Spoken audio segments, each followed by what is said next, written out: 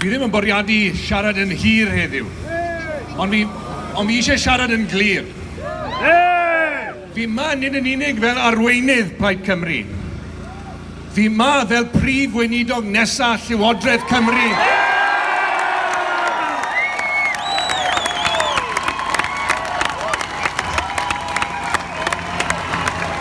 Llywodraeth fydd yn deddfu dros creu referendwm annibyniaeth i Gymru.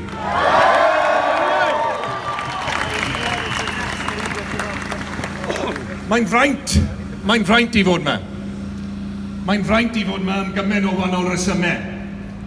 Nid yn unig i gynrychioli'r blaid, fel rhan o'r mudiad ehangach hon, ond i gynrychioli rai sydd ddim yn medru bod yma gyda ni. Steffan Lewis y collon ni.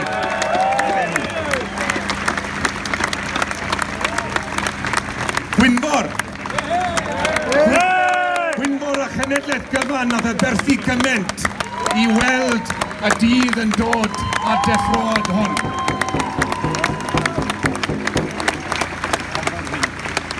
Wrth feddwl amdanyn nhw, y cwmwl tystion sydd o'n cwmpas i nawr, i ni'n sylweddoli bod yn dyled ni yn fawr, a'n dyletswydd ni yn fwy i gydio yn y cyfle airaid hwn sydd i Gymru nawr.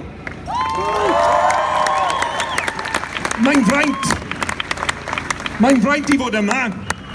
Mae'n fraint i fod yma, achos bod fi'n rhydd i fod yma.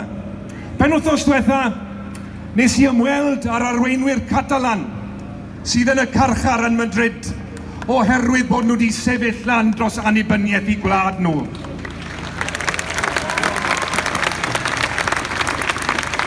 Oriol Junqueras, Raúl Romeva a'r gweddill ohonyn nhw, a'i ysbryd yn gadarn oherwydd unwaith i chi'n dechrau credu yn eich gwlad eich hunan, does dim modd trechu'r ysbryd hynny.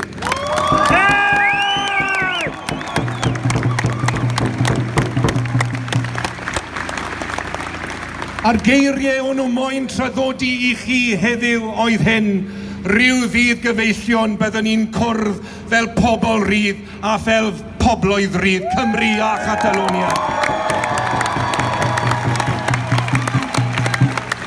A Kurdistan hefyd, oherwydd pan fydd Cymru yn ennill i annibyniaeth a mae'r dydd yn dod yn fuan iawn, newn ni ddim anghofio unrhyw wlad arall yn y byd sydd yn brwydro dros i annibyniaeth.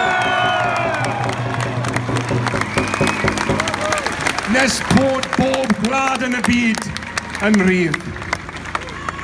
I ni ar yr un dyfndaeth ond i ni, Cymru, Catalonia a'r Albanwyr, i ni'n dechrau credu. Am flynyddoedd, oedden ni'n credu i propaganda nhw. Oedden ni'n mewnoli fe. Na gyd o'n ni'n clywed o'r ysgol ymlaen bod ni'n rhy dlawd, rhy fach, a mod ni'n rhy dwp i fod yn wlad rydd fel unrhyw wlad arall. Dechrau credu fe. Ac wrth gwrs, beth sy'n digwydd nawr, i ni wedi cymryd y cam bras mwyaf gallwn ni. Dyn ni ddim yn credu i celwyddau nhw, i ni'n dechrau credu ynddo ni yn hunain.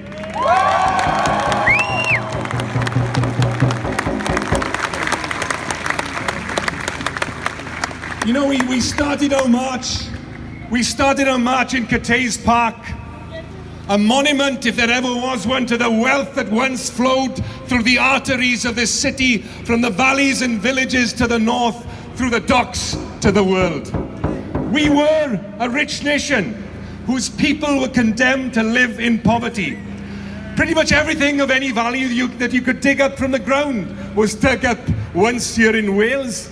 But apart from those few square miles of civic pride up the road, none of those profits were ploughed back into our country. All we had to show for it was the slag heaps and scars.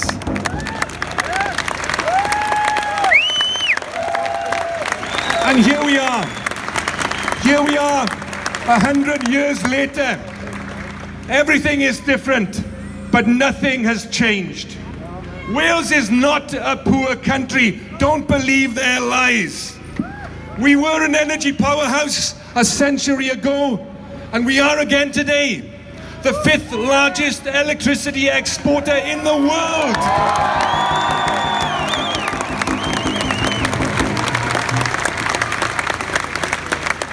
We have, in Wales, 15% of Europe's entire tidal and wave power potential.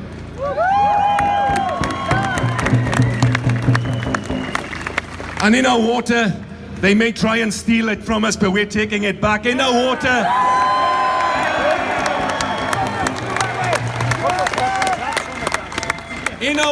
that we have a valuable resource that the head of the French utility Suez has this year said will be the oil of the 21st century, rising in value as demand outstrips supply. We are a talented people. We are a talented people.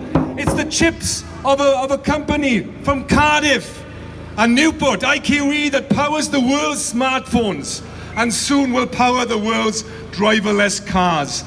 The only thing that is true, of course, is our politics has been driverless for too long, but I tell you that's going to change.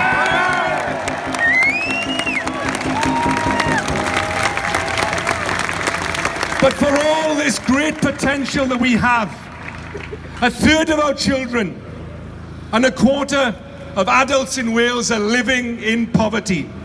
We have the highest rate of imprisonment of any country in Western Europe. 1 in every 74 people in this city are homeless. That's the shame. That's the legacy that's been bequeathed to us by the British state, and that's what we have to reject. A mile to the south from here, our capital city in Butetown, people die on average 10 years younger than people in the centre of London. But here's the good news. Here's the good news. Tell it loud. There's nothing inevitable about the condition of our people. We can abolish poverty in Wales.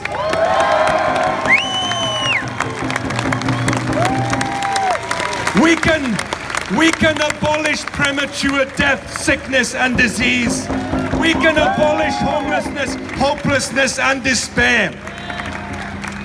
But we can only do that, my friends.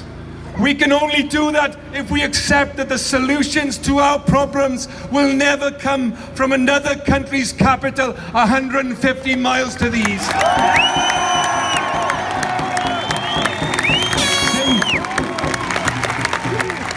They never have and they never bloody will.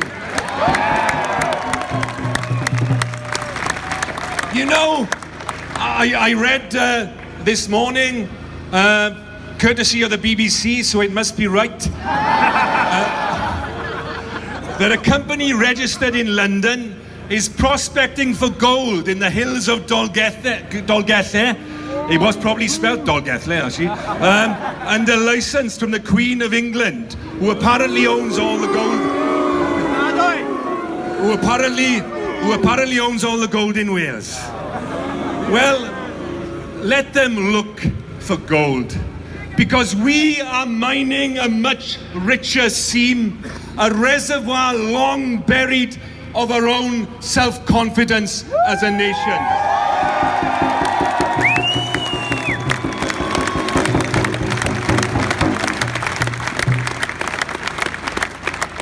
This march today, and it's a hell of a march, but it's also more than just a march, it's a milestone on the path to freedom.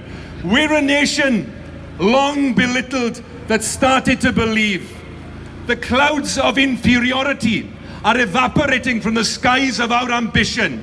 Wales is waking, rising, rejecting second-class status to claim our place as an equal among the nations of Europe and the rest of the world.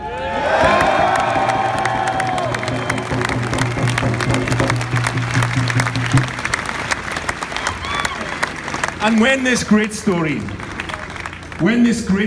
of our nation's independence will be written in the very near future, it is this generation that will be able to say, we got there because we marched, united in our goal, ignited in our passion, all under one banner, in our hearts and in our minds, already free.